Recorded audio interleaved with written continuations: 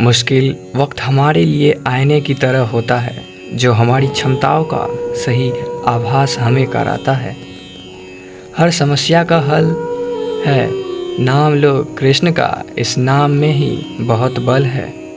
प्रेम का अर्थ विवाह करना नहीं होता, बल्कि पूरी निष्ठा के साथ समर्पण करना होता है। प्रेम में कोई वियोग नहीं होता, प्रेम ही अंतिम योग है, अंतिम मिलन है। विश्वास का उत्तम उदाहरण अर्थात अर्जुन ने 10 लाख सेना का त्याग करके श्री कृष्ण को चुना। अपने सबसे खास से धोखा खाने के बाद लोग चाह कर भी किसी पर संपूर्ण भरोसा नहीं कर पाते। यही सत्य है। जिंदगी में 2 लोग का होना बहुत ज़रूरी है। एक कृष्ण जो ना लड़े फिर भी जीत पक्की कर दे, दूसरा कर्ण जो हार सामने हो फिर भी साथ ना छोड़े। जिस व्यक्ति को आपकी कदर नहीं, उसके साथ खड़े रहने से अच्छा आप अकेले रहें। अहंकार तब उत्पन्न होता है जब हम भूल जाते हैं कि प्रशंसा हमारी नहीं, हमारे गुणों की हो रही है। श्री कृष्ण ने कहा है, अगर तुम्हें किसी ने दुखी किया है तो बुरा मत मानना। लोग उसी पेड़ पर पत्थर मारते हैं जिस पेड़ पर ज़्यादा मीठे फल होते हैं।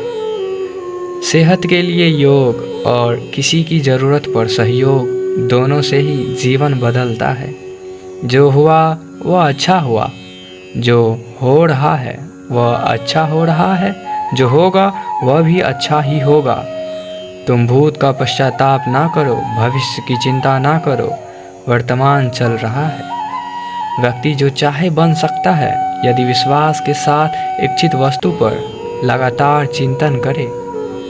यह सच बात है कि भूल करके इंसान कुछ सीखता है, परंतु इसका यह मतलब नहीं कि वह जीवन भर भूल करता रहे और कहे कि हम सीख रहे हैं। जो रास्ता ईश्वर ने आपके लिए खोला है उसे कभी भी कोई बंद नहीं कर सकता। जब आप दूसरे के लिए अच्छा चाहते हैं तो वही अच्छी चीज़ें आपके जीवन में वापस आती है। यही प्रकृति का नियम है। निर्बलता अवश्य ईश्वर देता है, परंतु मर्यादा मनुष्य का मन खुद निर्माण करता है। धर्म केवल रास्ता दिखाता है, लेकिन मंजिल तक तो कर्म ही पहुंचाता है। सदैव सदैव करने वाले व्यक्ति के लिए प्रसन्नता ना इस लोक में है, ना ही कहीं और है। इंसान के परिचय की शुरुआत भले ही उसके चेहरे से होती होंगी, लेकिन उसकी संपूर्ण पहचान तो वाणी से होती है। जिंदगी में कभी अपने किसी हुनर पर घमंड मत करना, क्योंकि पत्थर जब पानी में गिरता है तो अपने ही वजन से डूब जाता है। रिश्ते में नियमित दूरियां रिश्तों को जोड़ती है और अनियमित दूरियां रिश्तों को तोड़ती है। जो हुआ वह अच्छा हुआ, जो हो रहा है वह अच्छा हो रहा है, जो होगा वह भी अच्छा होगा। तुम्हारा क्या गया जो तुम रोते हो? क्या लाए थे जो तुमने खो दिया? तुमने क्या पैदा किया जो नष्ट हो गया? तुमने जो लिए यहीं से लिए। खाली हाथ आए, खाली हाथ वापस चले जाओगे। आज तुम्हारा है, कल किसी और का था, परसों किसी और का होगा। तुम जिसे अपना समझकर मगन हो रहे हो, बस यही प्रसन्नता तुम्हारे दुखों का कारण है। यदि कोई व्यक्ति प्रेम से, भक्ति से पुष्प, फल, जल भी मुझ पर चढ़ा दे तो उसी भाव से उसे स्वीकार करता हूँ। वह मेरा प्रिय भक्त होता है।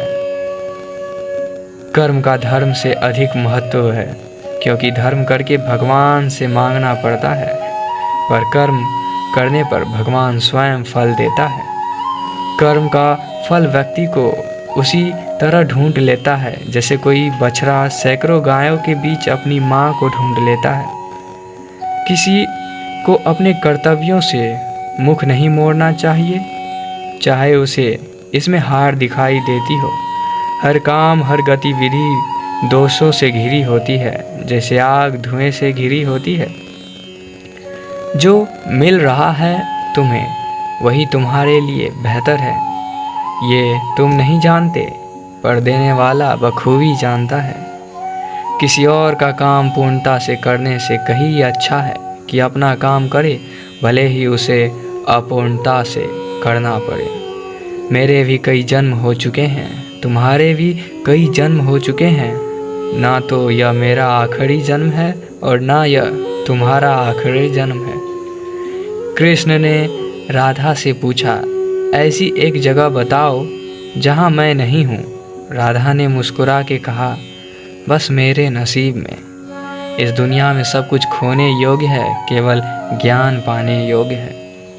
इच्छाओं का त्याग करना ही खुशी का सबसे बड़ा कारण है। इंसान के बर्बाद होने के 6 कारण हैं: नींद, गुस्सा, डर, थकान, आलस और काम टालने की आदत। जब तकलीफ हो जीने में तो श्री कृष्ण को बसा लो सीने में। रोशन है मेरी दुनिया तेरी पहनाव में, मुझे सारी उम्र रखना अपनी निगाहों में। प्रबुद्ध व्यक्ति सिवाय ईश्वर के किसी और पर निर्भर नहीं होता। ज़्यादा हंसने और बोलने वाला व्यक्ति अगर चुप हो जाए तो मान लेना वह भीतर से टूट चुका है। जो दूसरों की तकलीफ़ों को समझते हैं, जिनमें दया है, दिल से अच्छे हैं, उन्हें दोबारा जन्म लेना नहीं पड़ता। आप किस समय सही थे इसे कोई भी याद नहीं रखता है, लेकिन आप कब गलत थे इसे सब याद रखते हैं। आत्मसम्मान की भावना ही नम्रता की औषधि है।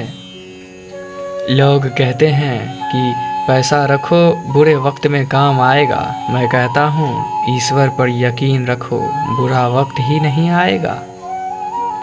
रिश्तेदार कहते ज़रूर हैं कि खुश रहो, पर मजाल है कि खुश रहने दे। माचिस की तीली दूसरे को जलाने से पहले स्वयं जलती है। इसी प्रकार हमारा गुस्सा भी माचिस की एक तीली की तरह है, जो दूसरे को बर्बाद करने से पहले स्वयं को बर्बाद करता है। जिंदा होने का मतलब ही क्या अगर यहाँ रहकर कुछ प्राप्त न किया हो। जीवन का एक रहस्य 7 बार गिरना और 8 बार उठना है। जो लोग असफल हुए बिना सफलता प्राप्त कर लेते हैं, अक्सर डरते हुए सावधानी से कोई कदम उठाते हैं, लेकिन जो लोग असफल होकर सफल होते हैं वे अपना हर कदम अनुभव से उठाते हैं, ना कि डर से। जब ये सोचकर आप कोई कदम उठाते हैं आपको जोखिम हो सकता है, तो आपकी नज़र में असफलता और सफलता बराबर मायने रखती है। असफलता महानता की ओर एक कदम है। मुझे कई बार असफलता मिली, इस बात को स्वीकार करता हूँ, लेकिन मैंने कोशिश ही नहीं की। इस बात को मैं स्वीकार नहीं करता हूँ। असफलता प्रोसेस का हिस्सा है। आप बस अपने आप को ऊपर ऊपर उठाना सीखो। महानता इसमें नहीं है कि कोई इंसान कभी असफल हुआ ही नहीं, बल्कि महानता इसमें है कि कोई असफल होकर कितना ऊपर उठा है। हमको एक सबक लेना चाहिए, असफल होने पर शर्मिंदा नहीं होना चाहिए। असफल होने पर निराश होकर बैठना नहीं चाहिए, बल्कि उठना और फिर से प्रयास करना चाहिए। हमारे निर्णय हमेशा सही नहीं होंगे। कभी हमको किसी निर्णय के लिए बड़ी कीमत चुकानी पड़ सकती है।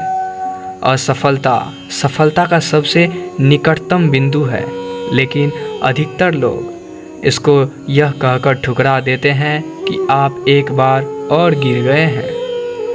अनुभव बार बार प्रयास से आता है।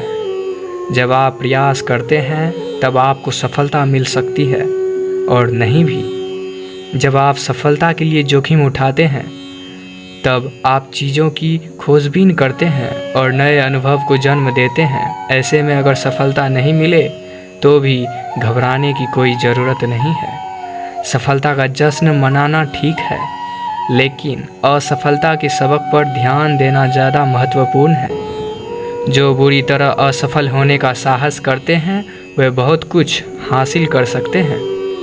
असफलता से मुलाकात किए बिना कोई महान असफलता हासिल नहीं कर सकता। जब हम लक्ष्य बांध लेते हैं तो वहाँ से सफलता और असफलता के बारे में विचार करना शुरू कर देते हैं। असफल होने पर हम निराश इसलिए हो जाते हैं क्योंकि हमने वह नहीं पाया जिसकी हमको तलाश थी, लेकिन उसी समय हम बहुत कुछ पा लेते हैं जो हमारे लक्ष्य का हिस्सा नहीं था।